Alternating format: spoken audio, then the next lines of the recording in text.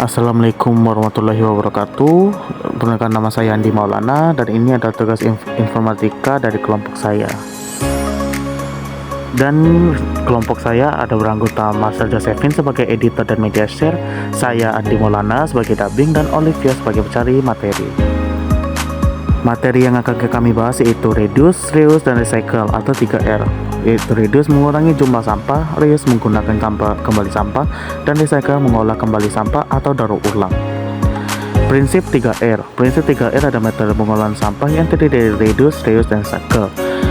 Reduce mengurangi sampah yang dihasilkan, mengurangi segala sesuatu yang menimbulkan sampah. Reuse menggunakan kembali sampah yang masih dapat digunakan dengan fungsi yang sama ataupun berbeda. Recycle mendaur ulang sampah menjadi barang baru yang lebih bermanfaat, dan menganalisis proses daur ulang yang efektif dengan teknologi yang dapat mengubah sampah menjadi sumber daya yang berharga. Dan di sini adalah contoh 3R dalam kehidupan sehari-hari, yaitu reduce mengurangi penggunaan plastik, kertas, dan bahan sekali pakai. Reuse menggunakan kembali produk yang sudah terpakai seperti botol air minum dan wadah plastik. Recycle mendaur ulang sampah kertas, plastik, dan organik menjadi barang yang bermanfaat. Dan berikut ada contoh perubahan dari kehidupan sehari-hari seperti membawa botol sendiri saat membeli produk refill, menggunakan tas berbelanja, dan menggunakan produk tahan lama seperti peralatan dapur, stainless steel atau kaca, dan lain sebagainya. Dan 3R pun memiliki permasalahan juga. Yang pertama, reduce. Banyak orang masih menggunakan plastik sekali pakai meskipun ada alternatif lain seperti tas kain atau tumbler. Reuse menggunakan kurangnya kebiasaan untuk menggunakan kembali barang yang masih bisa dipakai seperti botol kaca, kantong plastik, dan banyak produk sekali pakai yang tidak dirancang untuk digunakan kembali. Dan recycle, infrastruktur daur ulang yang kurang memadai seperti tempat terpisah masih jarang tersedia, kurangnya kesadaran masyarakat, dan memilah sampah dengan sesuai dengan jenisnya.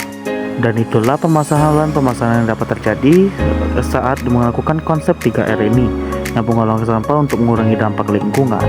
Dan ini adalah manfaat 3R dalam kehidupan sehari-hari. Yang pertama, reduce jumlah sampah yang dihasilkan sehingga mengurangi pencemaran lingkungan, menghemat sumber daya dalam alam dengan mengurangi konsumsi barang sekali pakai.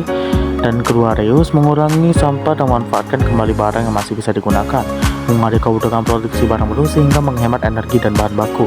Dan ketiga, recycle mengurangi penyebaran lingkungan dengan mengolah sampah menjadi produk baru yang bermanfaat, menghemat energi dibanding membuat produk dari bahan mentah. 3R pun juga memiliki kekurangan. Yang pertama, kesadaran untuk kepatuhan yang rendah. Banyak orang masih belum sadar atau tidak mau menerapkan prinsip 3R dalam kehidupan sehari-hari.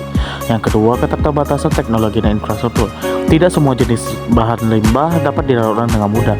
Beberapa bahan membutuhkan teknologi khusus yang tidak mungkin tersedia di semua tempat. Banyak biaya yang relatif tinggi. Proses daur ulang seringkali membutuhkan biaya yang lebih besar dibandingkan dengan pembuatan produk baru yang dari bahan mentah. Hal ini banyak perusahaan yang kurang tertarik untuk berinvestasi dalam daur ulang. Adalah contoh kasusnya, yaitu sebuah sekolah yang menjaga botol plastik sekali pakai di setiap hari. Solusinya mewajibkan siswa membawa botol minum sendiri yang dapat digunakan kembali dan menciptakan dispenser air minum dari berbagai sudut sekolah. Yang kedua, reuse. Yang pertama, kantornya kertas bekas yang hanya bisa terpakai satu sisi seiring langsung dibuang. Solusinya menggunakan kertas bekas yang masih layak untuk mencetak dokumen yang tidak resmi atau sebagai catatan, dan mengubah kertas bekas menjadi memo atau buku catatan kecil. Kasus yang ketiga yaitu dari recycle. Di lingkungan perumahan, sampah plastik dan kertas menumpuk karena tidak memiliki sistem pengolahan sampah yang baik.